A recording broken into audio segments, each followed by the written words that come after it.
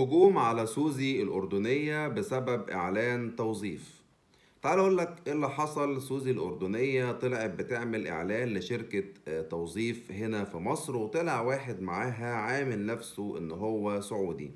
سوزي كانت بتقول في الإعلان إن البنات اللي مطلوبة للوظائف يبقى سنهم من 21 سنة لحد 30 سنة، ولا يبقى معاهم خبرة ولا شهادة ولا حتى مؤهل، بس مهم إن هم يكونوا بيتكلموا إنجليش كده بسيط.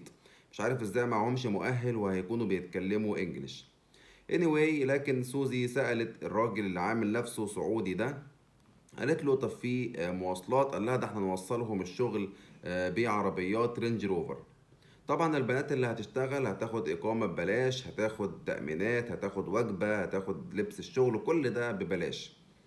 وطبعا موضوع الرينج روفر والحاجات الكتيرة اللي قلتها لك ببلاش دي خلت الناس تثير تساؤلات كتيرة، وقالوا ان الشغل ده فيه حاجة كده غلط او فيه حاجة مش مظبوطة.